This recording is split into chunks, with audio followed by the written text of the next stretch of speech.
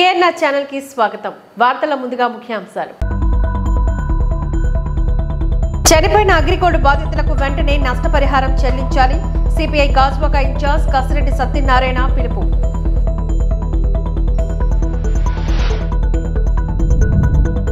కేంద్రంలో కాంగ్రెస్ పార్టీ అధికారంలోకి రావాలి.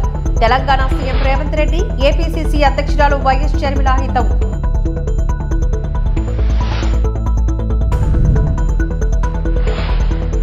ఈ రోజు విజయనగరం ప్లస్ క్లబ్ లో ఉత్తరాంధ్ర బీసీ సంక్షేమం సంఘం అధ్యక్షులు ముద్దాడ మధు యాదవ్ పత్రికా సమావేశం ఏర్పాటు. త్వరలోనే బీసీల ఆత్మీయ సమ్మేళనం ఏర్పాట్లు చేయనున్నామని పిలుపు.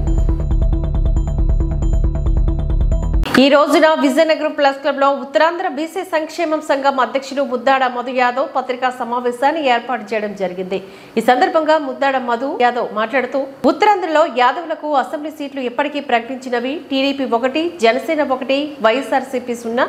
ఉత్తరాంధ్రలో అంతటా ప్రతి నియోజకవర్గంలోని సుమారు 20,000 నుంచి 70,000 విజయనగరం నియోజకవర్గం వేల వరకు ఉన్నాయని, నియోజకవర్గాల్లో కూడా యాదవులను పరిగణనలోకి తీసుకోవడానికి టికెట్లు కేటాయించడాన్ని ఖండిస్తున్నామని తెలియజేస్తూ, త్వరలోనే బీసీల ఆత్మీయ సమ్మేళనాన్ని ఏర్పాట్లు చేస్తున్నామని, ఈ విషయమై చర్చిస్తామని, విజయనగరం నియోజకవర్గ ప్రజలకు సేవ చేసేందుకు గాను జనతా గ్యారేజ్ ముద్దాడ మధు యాదవ్ కార్యాలయాన్ని బాబామెట్ట ఉడాకాలి సాయి ధనలక్ష్మి అపార్ట్మెంట్లో మంగళవారం ప్రారంభించినట్లుగా తెలియజేశారు.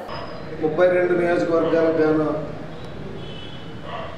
అభ్యర్థుల్ని ప్రకటించడం జరిగింది. మరి నిన్న ప్రకటించిన అభ్యర్థుల్లో మరి 32 నియోజకవర్గాల నుంచి కూడా తెలుగుదేశం పార్టీ ఒకరికి ఇప్పటికీ ఒక సీట్ ఇచ్చింది యాదవులకి, అలాగే జనసేన ఒక సీట్ ఇచ్చింది. వైఎస్ఆర్ కాంగ్రెస్ పార్టీ మరి ఇప్పటికైతే మాకు తెలిసింది ఒకటి కూడా లేదు. మరి ఉత్తరాంధ్ర బీసీ సంక్షేమ సంఘం అధ్యక్షుడిగా మరి ఎన్నో సంవత్సరాల నుంచి కూడా మేము పోరాటం చేస్తూ ఉన్నాం. యాదవులకి రాజకీయాలలో ఉత్తరాంధ్ర నుంచి ప్రాధాన్యత కల్పించాలని మరి ఈసారి మరి రాజకీయ పార్టీలు ప్రకటించకపోవడం చాలా బాధ కలిగించిందని తెలియజేసుకుంటా ఉన్నాం. అలాగే ముఖ్యంగా విజయనగరం జిల్లాలో చూసుకున్నట్టయితే పార్టీ తెలుగుదేశం పార్టీ కానీ, అలాగే జనసేన కానీ, వైఎస్ఆర్ కాంగ్రెస్ పార్టీ కానీ ఒక్కరు కూడా యాదవులకి ఇక్కడ సముచిత స్థానం ఒక్క సీట్ కూడా ఇవ్వకపోవడం ఇది చాలా బాధ కలిగించింది. మరి నా వరకు నేను విజయనగరం నియోజకవర్గంలో మరి టికెట్కి నేను కూడా అప్లై చేశాను. మరి నిన్న ఇక్కడ కూడా రాష్ట్ర అధ్యక్షులు జగన్మోహన్ రెడ్డి గారి నాయకత్వంలో పాదయాత్రలో జాయిన్ అవ్వడం జరిగింది. జాయిన్ అయిన తర్వాత మరి బీసీని పార్టీకి దగ్గర చేస్తూ, అలాగే పార్టీలో పార్లమెంటరీ జిల్లా ప్రధాన కార్యదర్శిగా పార్టీకి పూర్తి సమయం కేటాయించి ఎంతో కష్టపడి పనిచేయడం జరిగింది. అయితే జాయిన్ అయిన తర్వాత స్థానికంగా ఉన్న ఎమ్మెల్యే గారికి టికెట్ ఇవ్వడం, మేము ఏదైతే రోజు జాయిన్ అయ్యామో అదే రోజు రాష్ట్రంలోనే మొట్టమొదటి సీట్ కూడా ఇక్కడ స్థానిక శాసనసభ్యులుగా పేరు ప్రకటించడం మాకు చాలా ఆనందం కలిగింది. ఒక బీసీ నాయకుడిగా ఏ రోజైతే బీసీలు జాయిన్ అయ్యారో ఆ రోజే రాష్ట్రంలో మొదటి సీట్ను విజయనగరం సీట్ని గత ఎన్నికల్లో ప్రకటించారనడాన్ని చాలా నాకు సంతోషం కలిగి, అలాగే శాసనసభ్యులు కూడా మాతో చెప్పారు, మీరు కూడా రావడం వల్ల కూడా ఎంత మాకు ఫస్ట్ బీసీలు కూడా మాకు తోడవడం వల్ల ఈ రాష్ట్రంలో మొదటి సీట్ వచ్చిందని చెప్పడం జరిగింది. అయితే తదుపరి మున్సిపల్ ఎన్నికల్లో నేను వారిని అడిగాను, విజయనగరం మున్సిపల్ కార్పొరేషన్ మేయర్గా యాదవులకు కేటాయించండి, ఎందుకంటే అప్పటికే 3 సార్లు గతంలో తెలుగుదేశం పార్టీ యాదవులకి ఇచ్చింది కాబట్టి ఈసారి మేయర్ యాదవులకి కేటాయించండి అని అడగడం జరిగింది. మరి ఆ అభ్యర్థన అప్పుడు మరి అవ్వలేదు. మరి యాదవులు మేము కూడా చాలా బాధపడ్డాం. అప్పుడు వెంటనే నాకు విజయనగరం గ్రంథాలయ చైర్మన్ ఇస్తానని మరి శాసనసభ్యులు వారు ఒక లెటర్ కూడా ఇవ్వడం జరిగింది. గ్రంథాలయ చైర్మన్, మరి అది కూడా మరి ఇవ్వలేదు పార్టీ. అలాగే 2023లో బీసీ కమిషన్ మెంబర్గా కూడా ఇస్తానన్నారు, అది కూడా ఇవ్వలేదు. సరే ఇవ్వలేకపోతే ఇబ్బంది లేదు. కానీ ఎందుకు చెప్తున్నానంటే మేము ముందు నుంచి కూడా ప్రతిదానికి ప్రయత్నం చేస్తూ ఉన్నాం. మరి పార్టీ మాకు అన్ని రంగాల్లో కూడా సహకరించాలని ఎప్పటి నుంచో చెప్తున్నాను నేను కూడా. మరి నిన్న కూడా టికెట్కి ఇస్తే మేము పోటీ చేస్తామని కూడా బీసీలు కేటాయించి మాకు టికెట్ ఇస్తే పోటీ చేస్తామని కూడా చెప్పడం జరిగింది. మరి నిన్న కూడా మాకు మొండి చేయి మిగిల్చారు. ఏది ఏమైనా ఈ ఉత్తరాంధ్రలో కానీ విజయనగరం జిల్లాలో కానీ యాదవులకి మరి సీటు కేటాయించకపోవడం చాలా బాధాకరంగా ఉంటూ దాన్ని మేము ఉత్తరాంధ్ర బీసీ సంక్షేమ సంఘం తరఫున నేను ఖండిస్తున్నాను. అలాగే రానున్న కాలంలో మరి ఈ మధ్యకాలంలో మరి నేను పోటీ చేస్తాననగానే మరి విజయనగరం జిల్లాలో ఉన్నటువంటి అన్ని బీసీ సంఘాలు ఏకతాటిపై వచ్చి మరి నా అభ్యర్థిత్వానికి మద్దతు తెలియపరిచి మరి వారందరితో మాట్లాడి త్వరలోనే విజయనగరం హెడ్ క్వార్టర్లో బీసీల ఆత్మీయ కలయిక అనే పేరుతో ఒక పెద్ద కార్యక్రమం చేపట్టాలని నిన్న పెద్దలందరూ కూడా కలిసి కూర్చొని చర్చించడం జరిగింది. మరి ఆ కార్యక్రమాన్ని కూడా త్వరలోనే ఏర్పాటు చేస్తామని, మరి బీసీల మద్దతు బీసీలతో ఒక ఉద్యమాన్ని మరింత ముందు తీసుకెళ్తామని తెలియజేసుకుంటూ, అలాగే మంగళవారం ఉదయం 11 గంటలకల్లా మరి విజయనగరం బాబామెట్లో ఉన్నటువంటి సాయి ధనలక్ష్మి అపార్ట్మెంట్స్లో నా ఆఫీస్ కూడా ఆ రోజు ఓపెన్ చేస్తున్నాం. కాబట్టి ప్రెస్ మిత్రులు కానీ అలాగే నియోజకవర్గంలో వాళ్ళు ఎవరున్నా సరే నాకు నా ఆఫీస్కి సంప్రదించి ఏ సర్వీస్ ఏది కావాలన్నా సరే వారందరికీ పూర్తి స్థాయి అందుబాటులో ఉంటానని ఈ సందర్భంగా తెలియజేసుకుంటాను. Thank you. దేశంలో మార్పు రావాలి అంటే కేంద్రంలో కాంగ్రెస్ పార్టీ అధికారంలోకి రావాలి అంటూ తెలంగాణ సీఎం రేవంత్ రెడ్డి, ఏపీసీసీ అధ్యక్షురాలు వైఎస్ షర్మిల అన్నారు. విశాఖ ఉక్కు పరిరక్షణకై కాంగ్రెస్ పార్టీ ఆధ్వర్యంలో ఉక్కు నగరంలో నిర్వహించిన న్యాయ సాధన సభకు వారు ముఖ్య అతిథులుగా విచ్చేసి మాట్లాడారు. కాంగ్రెస్ పార్టీ చేపట్టిన ఈ సభకు ప్రజల నుంచి అనూహ్య స్పందన లభించింది అన్నారు. దేశాన్ని కాపాడగల సత్తా కాంగ్రెస్ కి ఉందని హితవు పలికారు. ఉక్కు పరిరక్షణ కోసం దశలవారీ పోరాటం సాగిస్తామని చెప్పుకొచ్చారు. 36 మంది ప్రాణ త్యాగాలతో సాధించుకునే విశాఖ ఉక్కును ప్రైవేటీకరణ చేస్తామంటే చూస్తూ ఊరుకోబోమని అన్నారు. కేంద్రంలో కాంగ్రెస్ పార్టీ అధికారంలోకి వచ్చిన వెంటనే విశాఖపట్నం స్టీల్ ప్లాంట్ ని ప్రభుత్వ రంగుల కొనసాగిస్తామని, అలాగే గనులు కేటాయిస్తామని, నిర్వాసితులకు ఉపాధి కల్పిస్తామని అన్నారు. ఈ కార్యక్రమంలో ఉక్కు పోరాట కమిటీ నాయకులు, కాంగ్రెస్ నాయకులు, ఉక్కు ఉద్యోగులు, కాంట్రాక్ట్ కార్మికులు, నిర్వాసితులు అధిక సంఖ్యలో పాల్గొన్నారు.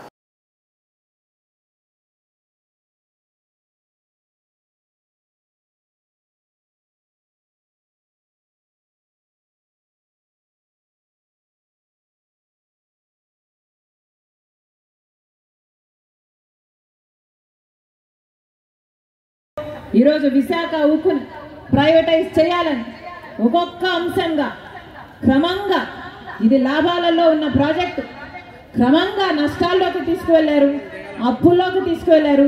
ఈరోజు కనీసం జీతాలకు కూడా ఇచ్చే దిక్కు లేకుండా పోయింది అంటే కారణము కేంద్ర రాష్ట్ర ప్రభుత్వాలు కాదా? ఆదుకోవాల్సిన బాధ్యత వాళ్ళకి లేదా? ఏం చేసింది రాష్ట్ర ప్రభుత్వం? ఒక్కసారంటే ఒక్కసారైనా ఇంతమంది ఉద్యోగులు ఉన్నారే, ఇంతమంది 30,000 ఉద్యోగస్తులు ఉంటారా? ఇంకా ఎక్కువే ఉంటారు. ఇంతమంది ఉద్యోగస్తుల వాళ్ళ జీవితాలు ఏం కావాలి, వాళ్ళ కుటుంబాలు ఏం కావాలి? ఇది ప్రైవేటైజ్ అయిపోతే వచ్చే కంపెనీ వీళ్ళందరినీ ఆదరిస్తుందా? పక్కన జింక్ ఫ్యాక్టరీ విషయంలో జరిగినట్టు మొత్తానికి ఫ్యాక్టరీని మూసేదా? ఈ కార్మికులందరినీ వెళ్ళగొట్టదా? ఈ ల్యాండ్ బ్యాంకుని ఒక రియల్ ఎస్టేట్ వెంచర్గా తయారు చేయదా? ఏమైపోవాలి ఈ జీవితాలన్నీ? ఏమైపోయాలి ఈ కుటుంబాలన్నీ? ఆలోచన చేస్తుందా రాష్ట్ర ప్రభుత్వం? ఆలోచన ఉందా ఎవరికైనా? పోనీ ప్రతిపక్ష నాయకుడు చంద్రబాబుగా ఉన్నారు. చంద్రబాబు గారు ఏమైనా ఆలోచన చేశారా? ప్రజల పక్షాన మాట్లాడుతున్నారా? విశాఖ స్టీల్ ప్రైవేటైజ్ చేయడానికి వీలు లేదు అని ఎప్పుడైనా గొంతెత్తారా? ఒక్కరంటే ఒక్కరు కూడా మాట్లాడడం లేదు. మన కర్మ.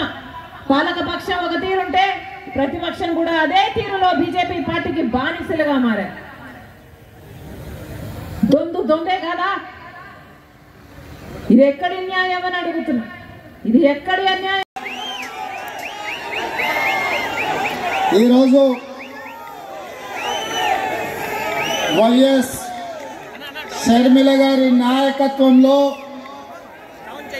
విశాఖపట్నంలో ఏర్పాటు చేసిన న్యాయ సాధన సభ విశాఖ ఉక్కు ఆంధ్రుల హక్కు అని వేలాదిగా మీరు తరలి వచ్చి రాజశేఖర రెడ్డి గారి అభిమానులుగా మీ ఉక్కు కర్మాగారాన్ని ఆనాడు త్యాగాల పునాదుల మీద సాధించుకున్న మీరు ఇవాళ విశాఖ ఉక్కును కాపాడుకోవాలని ఒక కార్యక్రమాన్ని ఏర్పాటు చేస్తే ఈ కార్యక్రమంలో పెద్దలు రఘువీరారెడ్డి గారు CWC member, doctor YS Rajasekhara Reddy గారి ఆత్మ అడుగడుగున ఆయనను వెన్నంటి నిలబడ్డ డాక్టర్ కేవీపీ రామచంద్రరావు గారు, అదేవిధంగా కేంద్ర మంత్రివర్యులు పల్లం రాజు గారు, అదేవిధంగా సిపిఐ నాయకులు నారాయణ గారు, సిపిఎం నాయకులు, అదేవిధంగా కాంగ్రెస్ పార్టీ కార్యనిర్వాహక అధ్యక్షులు, జిల్లా పార్టీ అధ్యక్షులు మిత్రుడు రుద్రరాజు గారు, అదేవిధంగా మండల పార్టీ నాయకులు, గ్రామస్థాయి నాయకులు, రాజశేఖర రెడ్డి గారి అభిమానులందరికీ కూడా హృదయపూర్వకంగా నమస్కారం తెలియజేస్తున్న మిత్రులారా,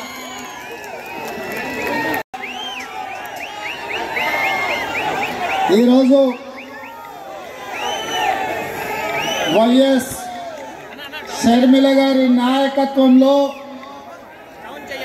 విశాఖపట్నంలో ఏర్పాటు చేసిన న్యాయ సాధన సభ విశాఖ ఉక్కు ఆంధ్రుల హక్కు అని వేలాదిగా మీరు తరలి వచ్చి రాజశేఖర రెడ్డి గారి అభిమానులుగా మీ ఉక్కు కర్మాగారాన్ని ఆనాడు త్యాగాల పునాదుల మీద సాధించుకున్న మీరు ఇవాళ విశాఖ ఉక్కును కాపాడుకోవాలని ఒక కార్యక్రమాన్ని ఏర్పాటు చేస్తే ఈ కార్యక్రమంలో పెద్దలు రఘువీరారెడ్డి గారు CWC member, doctor YS Rajasekhara Reddy గారి ఆత్మ అడుగడుగున ఆయనను వెన్నంటి నిలబడ్డ డాక్టర్ కేవీపీ రామచంద్రరావు గారు, అదేవిధంగా కేంద్ర మంత్రివర్యులు పల్లం రాజు గారు, అదేవిధంగా సిపిఐ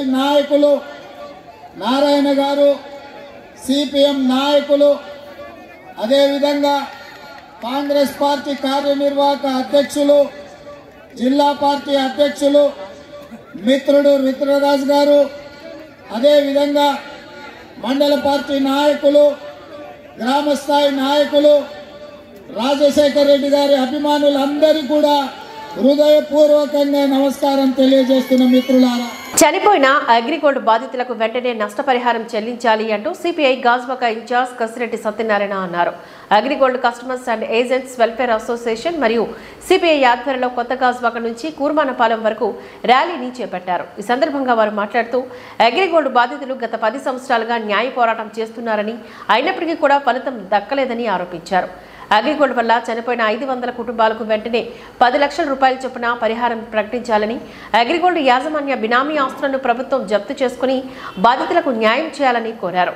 అప్పటి ప్రతిపక్ష నేత, ఇప్పటి ముఖ్యమంత్రి వైఎస్ జగన్మోహన్ రెడ్డి అగ్రిగోల్డ్ బాధితులకు న్యాయం చేస్తానని చెప్పి తూతూ మంత్రంగా 10-20 వేల రూపాయలు వారికి చెల్లించి మిగిలిన వారిని గాలికి వదిలేస్తారని ఎద్దేవా చేశారు.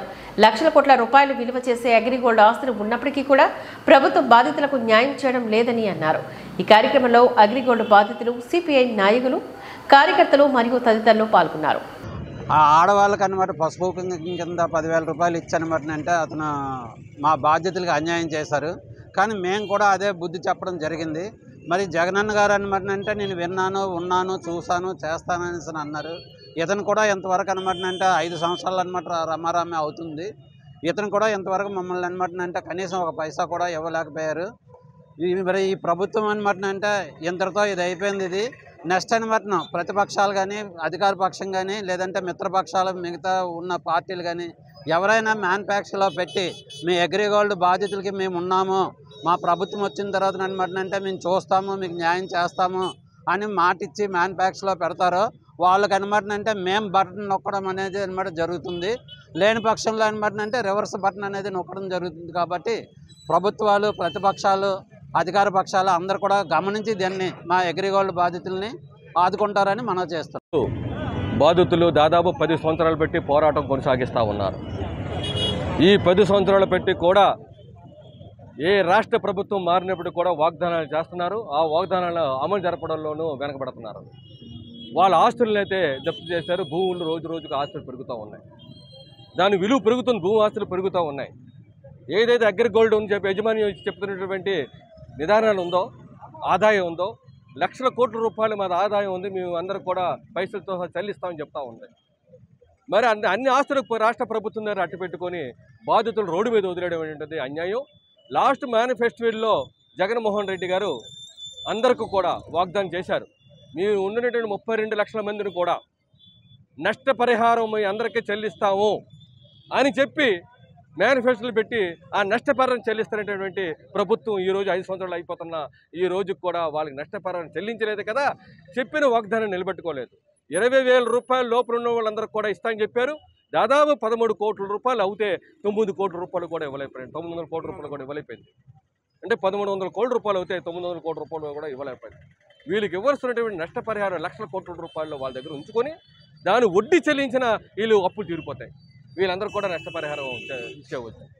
అలాగే ఎవరైతే 800 కుటుంబాలు చనిపోయాయో వాళ్ళందరూ కూడా 10,000 రూపాయలు చొప్పున ఎక్స్గ్రేస్ ఇస్తానని చెప్పింది.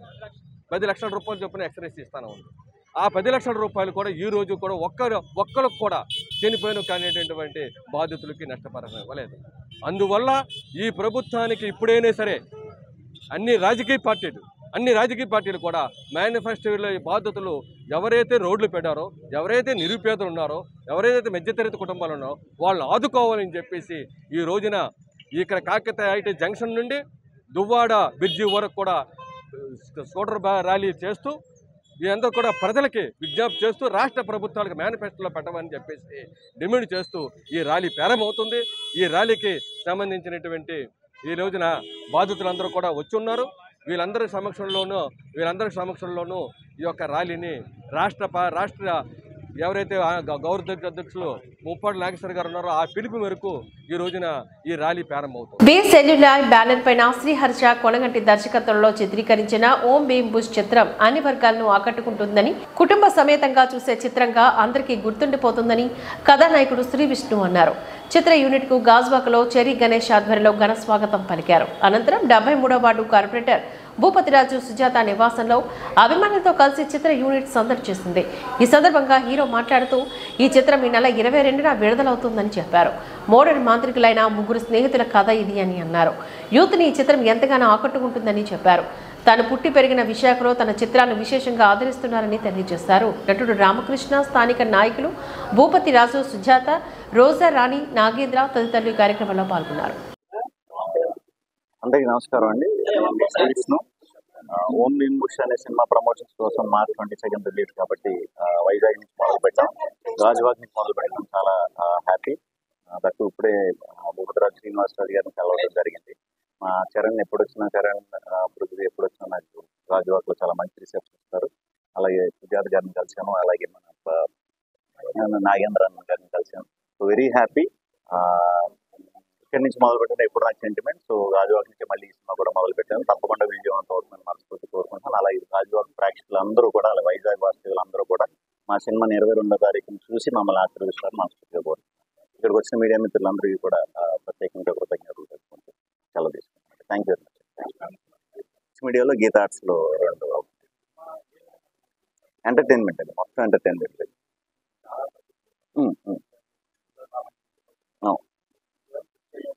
ఇది ఓన్లీ ఎంటర్టైన్ చేద్దామని చేసిందండి. 200% full to full entertainment, only comedy. ఇది యూత్ బాగా ఇష్టపడతారు, అలాగే ఫ్యామిలీ బాగా ఇష్టపడతారు, చిన్నపిల్లలు కూడా బాగా చూడతారు.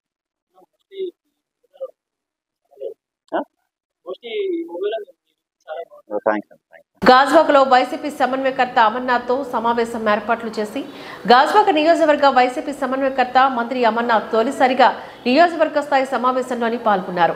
బీసీ రోడ్డు టీఎన్ఆర్ ఫంక్షన్ హాల్లోని వైసీపీ మాజీ ఇన్ఛార్జ్ తిప్పల దేవన్ రెడ్డి అధ్యక్షతన జరిగిన సమావేశంలో అమర్నాథ్ మాట్లాడారు. సమీకరణాల్లో భాగంగా గాజువాక నుంచి పోటీ చేయాలని సీఎం జగన్ ఆదేశించారని తెలిపారు. ప్రతి కార్యకర్తకు ప్రజలకు ఎల్లప్పుడూ అందుబాటులో ఉంటానని చెప్పారు. రాష్ట్రం అభివృద్ధి చెందాలి అంటే మళ్లీ వైకాపా అధికారంలోకి రావాల్సిన అవసరం ఎంతైనా ఉందని అన్నారు.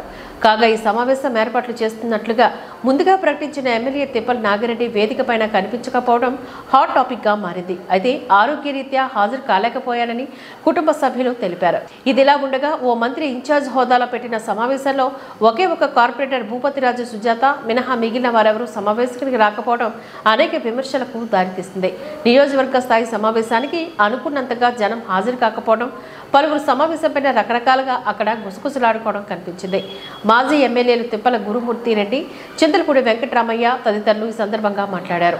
అమర్నాథ్ విజయానికి కృషి చేస్తామని చెప్పుకొచ్చారు.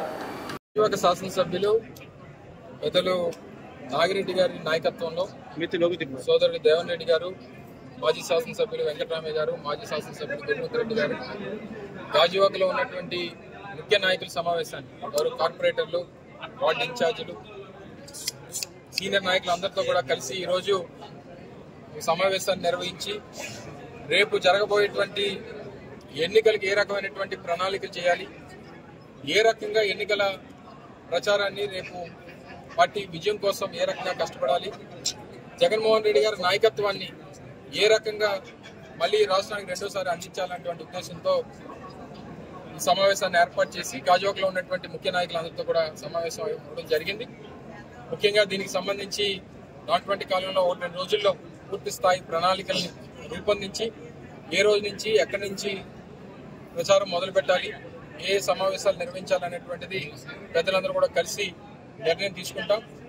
పూర్తి స్థాయిలో పెద్దలు గౌరవ శాసనసభ్యులు నాగిరెడ్డి గారు వారి సహకారం, అలాగే పెద్దలు గౌరవ మాజీ శాసనసభ్యులు గురుమూర్తి రెడ్డి గారు, వెంకటరామయ్య గారు, అలాగే మొన్నటి వరకు నియోజకవర్గ సమన్వయకర్తగా ఉన్నటువంటి గురుకుటి రామచంద్రరావు గారు, దేవన్ గారు, వంశీ అందరూ కూడా కలిసికట్టుగా ఒక ప్రణాళికను రూపొందించి రానున్నటువంటి కాలంలో గాజువాక నియోజకవర్గంలో వైఎస్ఆర్ కాంగ్రెస్ పార్టీ విజయం కోసం అహర్నిశలు అందరూ కూడా కష్టపడి జగన్మోహన్ రెడ్డి గారికి గాజువాక నియోజకవర్గాన్ని బహుమతిగా ఇవ్వాలనేటువంటి నిర్ణయం తీసుకున్నాం. ఆ రకంగానే ముందడుగు వేస్తాం. ఈ వార్తలు ఇంతటితో సమాప్తం. నమస్కారం.